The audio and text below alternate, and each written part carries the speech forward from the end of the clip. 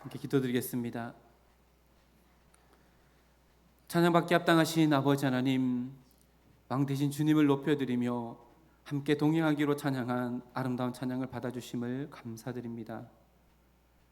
찬양하는 귀한 마음 가운데 크신 은혜 부어주셔서 삶 속에서도 찬양이 끊어지지 않는 복을 우리 모두에게 허락하여 주시옵소서. 오늘도 예배를 위해서 기도하신 장로님의 기도를 들어주심을 감사드립니다. 기도의 제목마다 선하신 하나님의 일하심과 성취하심의 은혜를 내려 주시옵소서. 세상은 전쟁의 소문으로 가득합니다. 욕심과 분노가 가득한 사람들의 마음을 주님께서 만져주시고 그들의 마음으로부터 시작하여 온 세상 가운데 왕 되신 주님으로 인한 참된 평화가 임할 수 있도록 도와주시옵소서. 하나님, 이 시간 또 살아있는 하나님의 말씀 앞에 저희들을 세워주심을 감사드립니다. 말씀의 생수가 흘러 각인의 예배자의 심령 깊은 곳까지 스며들어 나를 채우고 나를 넘어 나의 가정을 채우며 나의 가정을 넘어 나의 삶의 터전을 채워나가며 이 나라와 이 민족을 채워나가는 하나님의 말씀이 풍성한 시간으로 인도하여 주시옵소서. 부족한 종을 세우셨사오니 풍성한 하나님의 은혜로만 채워주시고 말씀의 꼴로 우리 모두의 영혼이 배부른 시간이 되게 인도하여 주시옵소서. 감사드리며 예수님의 이름으로 기도하옵나이다. 아멘. 오늘 말씀의 제목이 앞에 화면에 있습니다. 우리 함께 읽고 시작하겠습니다. 시작. 네, 우리 옆에 있는 분들에게도 함께 축복하며 선포하겠습니다. 주님만이 왕이십니다. 네, 주님만이 왕이십니다. 오늘은 교회력으로 왕이신 그리스도 주일입니다. 그래서 오늘 말씀의 제목을 주님만이 왕이십니다 라는 제목으로 함께 말씀을 나누려고 합니다.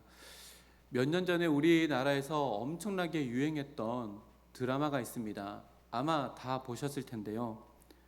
저는 보지 못했는데요.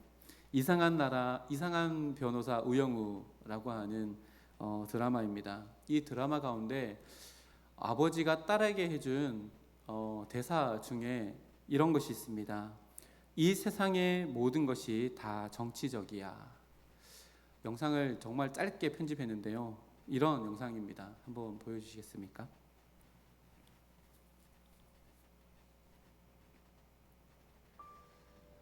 아빠가 살아보니까 이 세상 모든 것은 다 정치적이야. 선영이가 영호를 취직시켜준 데에도 정치적인 이유가 있고 모두가 그렇게 살아가는 줄도 모르고. 정말 짧지요. 이 세상의 모든 것이 다 정치적이야 라고 하는 이야기입니다. 여러분 어떻게 생각하십니까? 우리도 이런 이야기를 자주 합니다. 저 사람 너무 정치적인 것 같아. 아마 한 번쯤 들어봤거나 우리가 한 번쯤 사용해 봤을 표현입니다. 그리 긍정적인 표현은 아닌 것 같습니다. 그 사람 참 정치적이다 라고 하는 그 말 안에는 그 사람은 자기의 이익을 챙기기를 좋아하는 사람이고 자기 무리를 지어서 당파를 짓기 좋아하는 사람이고 기회주의자 같은 모습으로 살아가는 사람이다 라고 이야기할 때 그 사람 참 정치적이다 라고 하는 표현을 사용하는 것 같습니다. 그런데 우리가 무심코 사용하는 이 표현 가운데는요, 엄청난 것을 전제하고 있습니다. 뭐냐면요, 모든 인간이 다 정치적이다 라고 하는 것을 전제합니다. 여러분, 정치라고 하는 것의 국어사전을 찾아보면 이렇게 기록합니다. 간단하게는요, 나라를 다스리는 일이라고 이렇게 정의합니다. 자, 그러면 모든 인간이 정치적이다 라고 하는 말은요, 누구나 자기만의 나라를 세워가고 자기만의 그 나라 안에서 자기의 다스림의 권세를 누리고 싶어 한다는 그 마음이 모두의 마음 가운데 있다는 것을 의미합니다. 그리고요, 이것은요, 세상의 이야기가 아니라 성경의 이야기와도 맥을 같이 합니다. 하나님을 떠난 가인은 정말로 정치적이었습니다. 자신만의 나라를 세웁니다. 자녀를 낳아 대를 이어 가문을 만들고 애녹성을 지어서 자신만의 영역을 구축합니다. 에녹의 후손인 라멕은 일부 다처제를 만들어서 자신들만의 질서를 세우기도 합니다. 이 모든 것이 다 정치적입니다. 자기의 나라를 만들기 위한 정치적인 모습입니다. 곧 죄된 본성을 가진 인간은 누구나 자신의 권력이 영향력을 끼치는 자신만의 영역을 소유하고 싶어하고 그 영역 안에서 자기에게 주어진 권력을 누리고 싶어하는 것이 인간 마음 가운데 본성 가운데 있다는 것입니다. 그 첫 출발점이 무엇일까요? 아담의 치마가 바로 그것이었습니다. 아이들이 자라가면서 소위 머리가 굵어지면 자기만의 영역과 자기만의 시간을 가지고 싶어합니다. 자신이 컨트롤할 수 있는 그 영역 안에서 자신만의 왕국을 만들어 가려고 하는 죄된 본성 때문에 주어지는 일입니다. 저는 초등학교 어린 시절을 봉화 상운면 토일이라고 하는 곳에서 보냈습니다. 이름만 들어도 얼마나 깡촌이고 산촌인지 느껴지시지요? 하루에 버스가 딱 2번 들어옵니다. 첫차와 막차. 그래서요, 아침에 등교할 때에는 차가 없어서 아버지 오토바이에 앞에는 제 동생, 뒤에는 제가, 마지막 뒤에는 저희 누나가 그렇게 4명이서 오토바이를 타고 비포장도로에 먼지를 날리며 등교했던 기억이 있습니다. 제 기억이 정확한다면 그곳에 아버지가 목회하러 가셨을 때 한 2해 정도는 상수도가 없어서 우물에서 물을 길러 먹었던 곳입니다. 그곳에서 학교를 오고 가고 하교할 때 집에 올 때는 1시간 정도를 걸어서 와야 합니다. 그러나 그 걸어서 오는 길이요, 절대 지루하지 않았습니다. 왜냐하면 산도 있고요, 시냇물도 있습니다. 하늘은 산에 올라가서 으름이라고 하는 열매를 따먹으며 전쟁 놀이를 합니다. 주위에 있는 돌들을 주워서요, 움푹 패인 산 한 기슭에 나만의 진지를 만듭니다. 그리고 수류탄으로 사용할 솔방울도 줍습니다. 육탄전을 준비하기 위해서 나무 막대기도 주워 놓습니다. 그렇게 잘 만들어 놓은 나만의 진지에서 참 아늑함을 느꼈던 그때를 기억합니다. 아마 제 안에도 나만의 왕국을 만들고자 하는 가인과 같은 그 마음이 제 마음 가운데도 있었는지 모르겠습니다. 그런데 그거 아십니까? 모든 그리스도인들도 다 정치적입니다. 그리스도인들이 아주 정치적인 것은 왜 그럴까요? 예수님 때문입니다. 제가 말하고자 하는 그리스도인들의 이 정치적이다라고 하는 이 말은요, 나쁜 의도가 아닙니다. 그리스도인들도 만들고 싶은 나라가 있다는 말씀입니다. 예수님께서 이 땅 가운데 오셔서 가장 먼저 선포하신 내용이 무엇인 줄 아십니까? 마가복음 1장 14절에서 15절 말씀에 요한이 잡힌 이후에 15절 말씀에 보니까 하나님의 나라가 가까이 왔으니 회개하고 복음을 믿으라. 이것이 공생의 시작하며 예수님께서 첫 번째로 외치신 말씀입니다. 그 말은 하나님의 나라를 선포하였습니다. 가만히 한번 생각해 보십시오. 예수님께서 공생애를 시작하며 하나님의 나라를 외쳤던 이때는 로마가 이스라엘을 지배하고 온 세상을 지배하는 사회 경제적 현실 속에서 외친 한마디였습니다. 이것은 정말로 정치적이고 정말로 위험한 정치적인 슬로건이 아닐 수 없습니다. 왜냐하면 로마 제국 안에서는 가장 큰 범죄는 바로 로마 제국의 주권과 권력에 반기를 드는 반역이기 때문에 그렇습니다. 그뿐이 아닙니다. 예수님은 주기도문을 가르쳐 주시면서 우리에게 이렇게 기도하라라고 가르쳐 주십니다. 그러므로 너희는 이렇게 기도하라. 하늘에 계신 우리의 아버지여, 이름이 거룩히 여김을 받으시오며 나라가 임하시오며 뜻이 하늘에서 이루어진 것 같이 땅에서도 이루어지이다. 10절 말씀에 보면요, 나라가 임하시오며, 다시 한번 우리가 잊지 말아야 될 부분은요, 이 기도를 가르쳐주신 그때는 로마 시대입니다. 반역은 곧 죽음이다라고 하는 등식이 성립되어지는 시대에 나라가 임하게 해달라고 로마 한복판에서 그 기도를 가르쳐 주신 것입니다. 어디 그뿐이겠습니까? 예수님께서 가르쳐 주시는 산상수훈의 말씀에 제가 목사 안수 받기 전에 기도원 갔을 때 받은 말씀인데요, 마태복음 6장 33절 말씀입니다. 그런즉 너희는 먼저 그의 나라와 그의 의를 구하라. 그리하면 이 모든 것을 너희에게 더하시리라. 이 말씀에도 보면 하나님의 나라를 구하라 라고 이렇게 선포합니다. 산상수훈의 가르침도 오직 하나님의 나라였습니다. 예수님은 이 땅 가운데 오셔서 전하신 모든 말씀은 다 정치적인 말씀이셨습니다. 조금 더 나가볼까요? 신약 시대에 있어서 예수님을 가장 많이 닮았다라고 하는 사람을 꼽으라면 우리는 바울 사도를 꼽을 것입니다. 다메섹으로 가는 길에 예수님을 만난 이후에 수차례 성교역을 한 사도 바울이 마지막까지 전한 메시지가 무엇일까요? 사도행전 마지막 두 구절을 보면 이렇게 기록합니다. 바울이 온 이태를 자기 셋집에 머물면서 자기에게 오는 사람을 다 영접하고 하나님의 나라를 전파하며 주 예수 그리스도에 관한 모든 것을 담대하게 거침없이 가르치더라. 사도 바울은 가택 연금된 상태에서 자기를 찾아오는 모든 사람들에게 하나님의 나라를 전파하였습니다. 사도 바울의 소망은요, 하나님의 나라를 세워가는 것이었고 사도 바울의 모든 여행도 다 정치적인 것이었습니다. 바로 하나님의 나라를 위한 정치였던 것입니다. 오늘은 왕이신 그리스도의 주일입니다. 교회 이력으로 보면 오늘은 오순절 성령 강림 주일 후 27째 주일, 그 다음 성령 오순절 마지막 절기 그 다음 주일인 주일인데요. 그 다음 주일이 대림절 주일입니다. 오늘이 교회력으로 마지막이 되는 날이고 대림절로부터 교회력이 다시 시작되어집니다. 마지막과 시작을 연결하는 대교 역할을 하는 절기가 바로 오늘 왕이신 그리스도 주일입니다. 오늘 주일, 이 주일의 의미를 통해서 오늘을 살아가는 나는 어떤 나라를 꿈꾸며 살아가는가, 나는 내 삶 가운데 어떤 정치를 하며 살아가는가를 돌아보는 계기가 되는 시간이 되기를 소망합니다. 그래서 우리 성서주안교회에 속한 모든 권속들은 오직 하나님의 나라를 세워가는 하나님 나라의 백성임을 다시금 우리의 심령 깊은 곳에 새겨지는 복된 주일 되기를 주님의 이름으로 축복합니다. 오늘 본문은 자기 나라를 세워가는 자들의 충돌이 일어나는 사건들을 우리에게 보여줍니다. 오늘 먼저 살펴본 것은요, 요한복음 말씀인데요. 예수님의 행적을 기록해 놓은 복음서가 사복음서입니다. 이 사복음서는 예수님이 어떤 분이신가를 서로 다른 시각에서 조명하는 복음서입니다.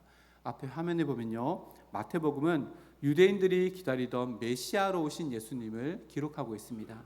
마가복음은요, 섬김의 종으로 오신 예수님을 그립니다. 그리고 누가복음은 지극히 작은 자를 찾아오신 인자의 모습으로 오신 예수님을 모셔합니다. 그리고 우리가 오늘 함께 읽은 이 요한복음은 예수님을 왕으로 소개하는 복음서입니다. 오늘 함께 읽은 본문은 왕이신 예수님이 드러나는 클라이막스의 사건이라고 할 수 있는 사건입니다. 상황은 이러합니다. 예수님은 대제사장들의 선동으로 일어난 무리들에 의해서 지금 빌라도의 관저에서 신문을 받고 있습니다. 자, 이 상황 속에서 서로 다른 나라를 세워가는 무리들이 일어납니다. 하나는요, 빌라도입니다. 빌라도도 자기의 나라를 세워갑니다. 빌라도는 자신이 가진 권력을 행사하고 있습니다. 그러나 엄밀히 따지면 빌라도는 자신의 나라가 아니라 철저히 로마 제국의 이익을 위해 그곳에 있고 로마 제국을 더욱더 견고하게 세워나가기 위해 목적을 이루기 위해 로마가 자기에게 준 권력을 이용하기 위해 그곳 가운데 있습니다. 또 한 무리, 자기의 나라를 세워나가는 무리가 있는데요, 바로 대제사장의 무리입니다. 이 대제사장들도 자신들만의 나라를 세워나가기 위해 그곳에 있습니다. 대제사장들은 자신들의 권위에 도전하는 예수를 빌라도, 곧 로마의 권력의 손을 빌어 십자가형의 죽임으로 말미암아 자신들의 나라를 지켜나가고 세워나가기 위해 그곳 가운데 있습니다. 지금까지 자신들이 누리고 있는 기득권, 그리고 그 기득권의 특권이 보장해주는 부와 명예로 가득 차 있는 대제사장 자기의 나라를 세워나가기 위해 그곳 가운데 있는 것입니다. 각자가 다 자기 나라, 자기 왕국을 지키기 위해 지금 이 사건 가운데 있는 것입니다. 로마 제국이 제공한 권력을 이용하여 로마 제국이라는 거대한 나라를 지킴으로 자신의 나라를 지키려는 빌라도, 로마 권력을 압박하여서 자신의 견고한 성을 지키려고 하는 대제사장의 무리들의 이런 모습, 하나님을 떠나 애녹성을 지었던 가인의 모습과 다르지 않습니다. 노아 시대 이후에 시날 평지에 거주하면서 하나님의 간섭 없이 자신들의 왕국을 지으려 했던 바벨탑을 쌓아 올렸던 그 사람들의 마음과 그 맥을 같이 합니다. 이들은 유한한 인생이 숨을 거두면 아무 의미 없어져 버리지만 이 땅에 자기들만의 왕국을 지으려고 인생을 허비했던 사람들의 모습입니다.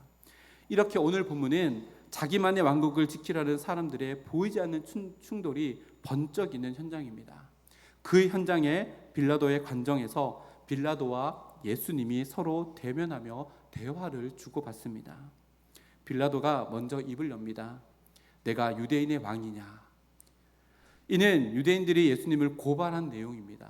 빌라도는 사실관계를 확인해야 될 의무가 있기에 이렇게 물어볼 것입니다.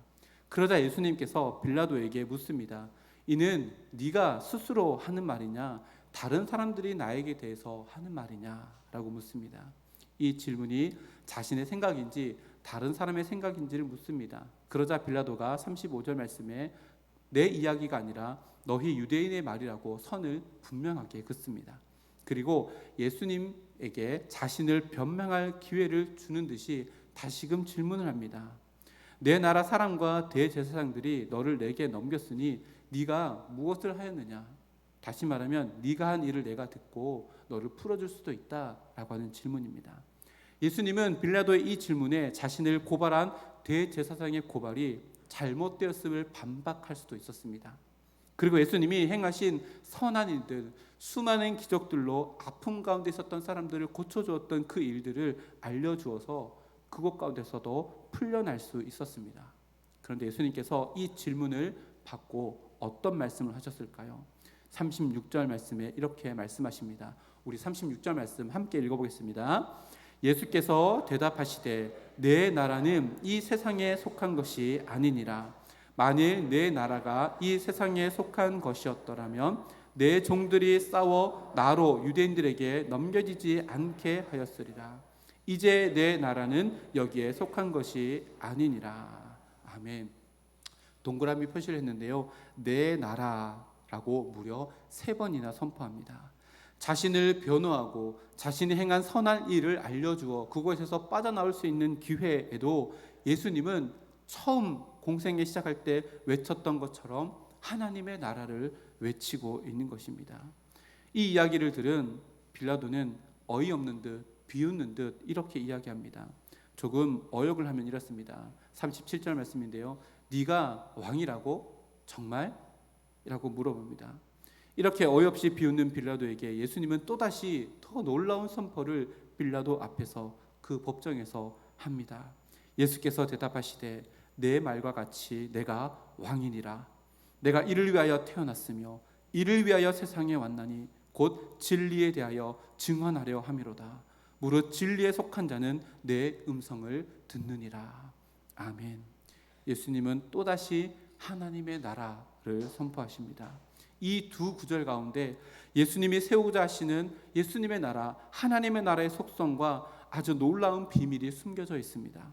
사도 바울이 그토록 세우고자 했던 나라도 바로 이 나라이며 우리가 세워나가야 되는 나라도 바로 이 나라입니다. 36절과 37절을 조금 더 깊이 있게 살피며 오늘 우리에게 주시는 은혜를 함께 우리 마음 가운데 새기기를 소망합니다. 첫 번째입니다. 우리 앞에 있는 화면에 있는 첫 번째 한번 읽어보겠습니다. 읽겠습니다. 주님의 나라의 주권은 오직 주님께 있습니다. 예수님이 내 나라라고 선포했습니다. 내 나라, 나의 것이라고 하는 것이지요. 그 선포는요, 그 나라의 모든 주권이 다 예수님께 있다는 것을 말합니다. 한마디로 말하면 예수님이 왕이신 나라가 바로 예수님의 나라입니다. 오늘 본문의 상황을 보면 마치 로마가 빌라도에게 준 권한, 주권 때문에 예수님의 거취가 결정되는 것처럼 보입니다. 모든 주권이 마치 로마 제국에 있는 것처럼 보이는 상황입니다. 그런데 매를 맞고 피투성이가 되어 아무런 힘없이 사슬에 묶여있는 예수님은 그 로마 권력이 휘두르는 그 모든 상황을 통해 진정으로 하나님께서 세워나가기를 원하시는 하나님의 나라를 지금 세워가고 계십니다. 저는 어릴 적에 예수님의 고난 이야기를 들을 때면 이 장면, 곧 예수님께서 잡히시고 신문받고 채찍질 당하시는 이 장면을 성경을 통해서 읽고 선생님들이 이야기를 통해서 들려줄 때는 정말로 이해가 되지 않았습니다. 왜냐하면 가만히 생각해 보십시오. 공생의 기간 동안에 예수님은 초자연적인 창조주의 능력으로 수많은 기적들을 행하신 분이십니다. 물을 포도주로 만드는 기적, 오병이어의 기적, 38년 된 병자를 고쳐주신 기적, 죽은 나사로를 살려주신 기적, 우리가 헤아리면 너무나도 많은 기적, 천한 자들을 위해서는 창조주의 능력을 어김없이 아낌없이 사용하셨던 분이 바로 예수님이십니다. 그들의 천한 마음 가운데 하나님의 나라를 세워나가시기 위해 창조주의 능력을 사용했던 분이 바로 예수님이십니다. 그런데 오늘 본문에서는요, 정작 자신이 위험에 빠져 있고 죽음의 그림자가 자기의 눈앞에 들여져 있는 이 상황 가운데서도 예수님은 아무것도 하지 않으시고 자기의 나라의 왕의 주권이 예수님에게 있고 왕이시지만 아무것도 하지 않으십니다.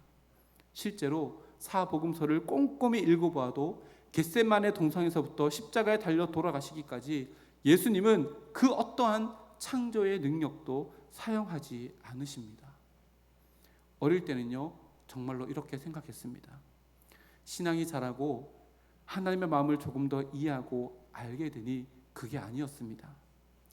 하나님께서 예수님을 통해 주권을 어떻게 사용해 주시는지를 오늘 이 본문을 통해 정말로 우리에게 보여주시는 사건이라는 것을 깨닫게 되어집니다. 무슨 말인가 하면요, 예수님은 십자가의 길을 걸어가면서 로마의 주권에, 로마의 권력에 어쩔 수 없이 그것을 걸어간 것이 아니라, 창조주의 능력을 사용하지 않는 것이 아니라 예수님은 십자가의 그 길을 창조주의 능력으로 걸어가신 것입니다. 생각해 보십시오. 어느 누가 그 십자가를 질 수 있습니까? 온 인류의 죄를 누가 담당할 수 있습니까? 그 나라의 주인 되시는 왕 되신 주님, 모든 주권의 힘과 능력을 가지고 있는 주님만이 그것을 하실 수 있는 분이십니다. 예수님은 지극히 작은 나를 위해 창조주의 능력으로 이 땅 가운데 오셨을 뿐만 아니라 창조주의 능력으로 십자가를 지신 것입니다. 여러분, 이것이 바로 왕 되신 예수님께서 그 주권을 사용하시는 방법입니다. 이 세상의 왕이 그 주권을 이용하는 것과는 전혀 다릅니다. 대제사장이 자기의 주권을 이용해서 예수를 죽이려고 했던 것처럼 빌라도가 자기의 주권을 이용하여서 자기의 나라를 세워나가려고 했던 것처럼 이 세상의 왕들이 자기의 주권을 이용하는 것과는 전혀 다른 방법으로 예수님은 왕 대신 자기의 주권을 사용하셨습니다. 그렇다면 우리에게 적용하면 이렇게 되어집니다. 우리는 왕 대신 주님께서 부르신 그분의 백성입니다. 하나님 나라의 백성된 우리에게 주어진 것들을 어떻게 사용해야 하는가에 대한 해답이 바로 이것입니다. 우리가 우리의 삶의 자리에서 하나님의 나라를 세워가는 것은 거창하고 화려하고 웅장한 것이 아니라 십자가의 길을 창조주의 능력으로 걸어가는 것입니다. 오히려 그 반대입니다. 지극히 작아 보이는 일, 예수님처럼 십자가를 지는 일, 세상에서는 외면당하는 일, 곧 사랑할 수 없는 자를 사랑하는 데에 하나님께서 나에게 주신 믿음의 능력을 사용하는 것입니다. 용서할 수 없는 자를 용서하는 데에 주님께서 나에게 주신 그 능력을 사용하는 것입니다. 이해할 수 없고 감당할 수 없는 상황을 하나님의 영광을 위해 묵묵히 견디는 그것을 위해 하나님께서 나에게 주신 그 믿음의 능력을 사용하는 것, 이것이 왕 대신 주님을 모시고 살아가는 하나님의 백성된 우리들의 모습인 것입니다. 하나님의 나라는 이렇게 세워집니다. 십자가가 하나님의 영광을 드러내고 하나님의 나라를 세워나가는 기둥이 된다는 말입니다. 바라고 원하옵기는 성서주와 함께 모든 권속들의 삶이 이런 삶이 되기를 소망합니다. 사랑하기 위해, 용서하기 위해, 품어주기 위해, 견디기 위해 나에게 주신 믿음과 능력을 선용하여 내 삶의 모든 자리에서 하나님의 통치하심이 인정되어지고 하나님의 주권을 선용하여서 십자가의 기둥이 든든히 세워져 나가 내가 거하는 모든 곳에 하나님의 나라가 세워져 나가는 데에 귀하게 쓰임받는 우리 모두가 되기를 주님의 이름으로 축복합니다. 두 번째입니다. 우리 두 번째 한번 읽겠습니다. 앞에 화면에 있습니다. 주님의 나라는 이 세상에 속한 것이 아닙니다. 그렇기 때문에요, 주님의 나라는 장소나 상황 그리고 유형의 어떤 것에 얽매이지 않는 것이 하나님의 나라의 속성입니다. 그렇다면 하나님의 나라는 어떤 특징을 가지고 있을까요? 37절 말씀에 보면 그 힌트를 예수님께서 우리에게 주십니다. 예수께서 이르시되 내 말과 같이 내가 왕이니라. 내가 이를 위하여 태어났으며 이를 위하여 세상에 왔나니 곧 진리에 대하여 증언하려 함이로다. 무릇 진리에 속한 자는 내 음성을 듣느니라. 아멘.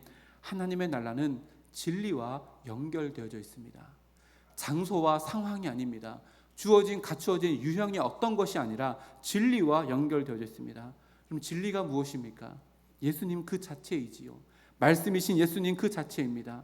하나님의 나라는 여기 있다 저기 있다 이것이다 저것이다 장소의 개념도 아니고요, 유형의 어떤 것도 아닙니다. 그리고 먼 훗날 우리에게 주어지는 것이지만 오늘과 무관하지 않는 것이 하나님의 나라입니다.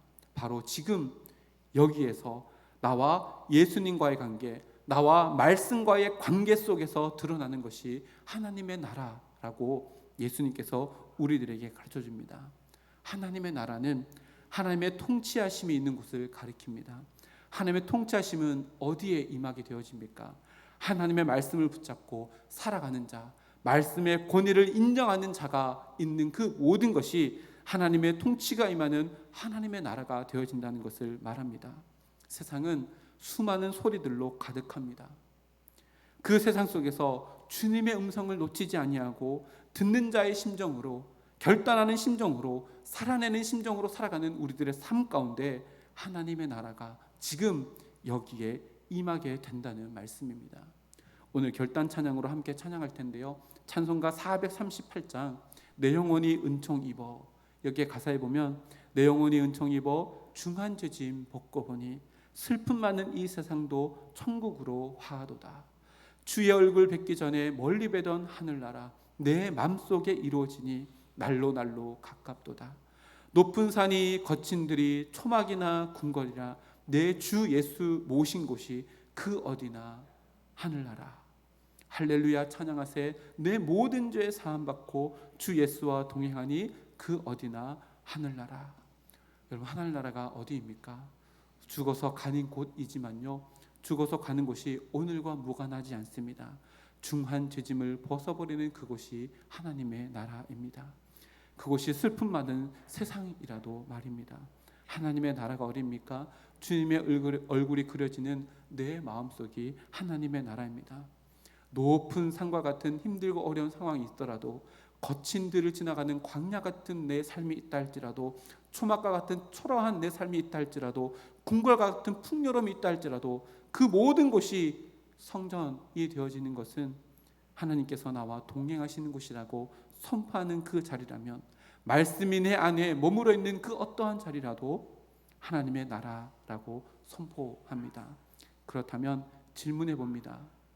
우리들의 마음은 하나님의 나라입니까? 중한 죄짐 벗은 은혜가 담겨져 있으십니까? 그 감격이 여전히 여러분들을 찬양하게 하십니까? 여러분의 가정은 주님 모신 하나님의 나라입니까? 가정의 주인이 누구입니까? 가정의 주인이 아버지 어머니의 기분 나쁜 감정, 가정의 궁핍한 물질이 여러분의 가정의 주인은 아니십니까? 여러분의 감정, 고집이 여러분의 가정의 분위기를 좌지우지하진 않으십니까? 여러분들이 버는 돈, 그 일터는 어떠합니까? 그곳은 주님의 말씀이 있고 하나님과 동행하는 나라입니까? 아니면 욕심과 욕망과 동행하며 나의 이익을 위해서 달려가는 바벨탑을 쌓아가는 우리들의 모습은 아닙니까? 이 질문에 대한 더 구체적인 대답은요, 오늘 오후에 말씀에 있을 겁니다. 오후 예배 참석하셔서 이 말씀에 대한 구체적인 말씀을 더 나누겠습니다. 우리 함께 앞에 화면에 있는 거 하나하나 읽으면서 선포했으면 좋겠습니다. 굉장히 많은 구절이 있을 텐데요, 주님만이 왕이십니다 라는 선포로부터 시작해서 6가지의 선포입니다. 우리 정말로 간절한 마음으로, 진심의 마음으로 한 절 한 절 함께 읽겠습니다. 힘차게 읽겠습니다. 시작. 주님만이 왕이십니다. 주님만이 나의 마음의 왕이십니다. 가정의 왕이십니다. 주님만이 나의 삶의 터전의 왕이십니다. 주님만이 나의 민족의 왕이십니다. 주님만이 온 인류의 왕이십니다. 우리가 이렇게 선포할 뿐만 아니라 이렇게 삶을 살아갈 수 있는 우리 모두가 되기를 소망합니다. 우리는 그분의 부름받은 그분의 백성입니다. 우리도 주님이 이 땅에 오셔서 만들고자 하셨던 그 하나님의 나라를 소망하기를 주님의 이름으로 축복합니다. 하나님께서 하나님의 백성에게 주신 능력과 권세가 우리에게 있습니다. 하나님의 자녀된 권세입니다. 이 권세를 예수님처럼 이웃과 지극히 낮은 자를 사랑하기 위해, 그들을 기꺼이 받아들이기 위해, 용서할 수 없는 자를 용서하기 위해, 내 것을 기꺼이 내어드리기 위해 선용할 수 있는 우리가 되기를 소망합니다. 길이요 진리요 생명 되신 예수의 말씀에 귀 기울이며 그 말씀을 따라가는 곳마다 하나님, 내가 머무르는 그 자리가 하나님이 계시는 하나님의 나라입니다. 찬양하며 고백할 수 있는 우리 모두가 되기를 주님의 이름으로 축복합니다. 우리 다시 한 번 더 힘차게 세 개입니다. 힘차게 외치고 결단 찬양하겠습니다. 시작. 주님만이 왕이십니다. 당신은 그분의 백성입니다. 하나님의 나라를 세워 갑시다. 아멘. 우리 다 함께 일어나서 결단 찬양하고 기도하고 축도하겠습니다. 내 영혼이 은총 입어 중한 죄진 벗고 보니. 우리 마음을 다해 찬양합니다.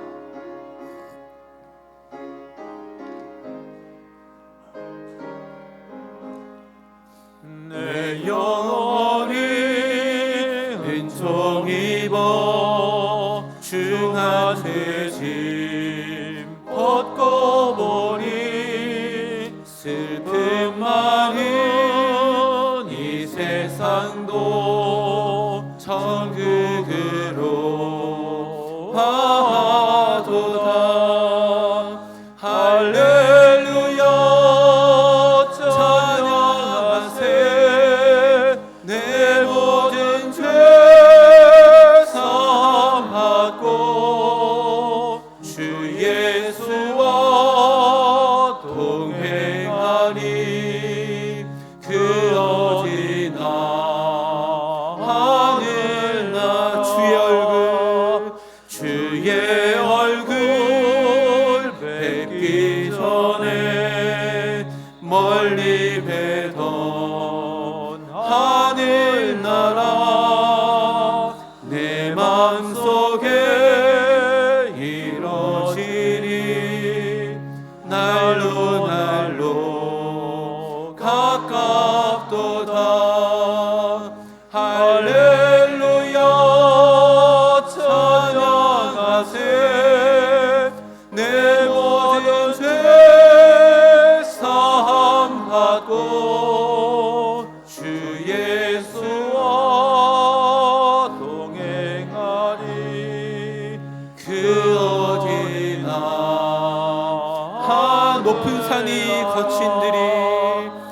높은 산이 거친 들이 조막이나 궁궐이나 내 주 예수 모신 곳이 그 어디나 하늘나라. 할렐루야 찬양하세. 내 모든 죄 사함 받고 주 예수와 동행하니 그 어디나 하늘나라.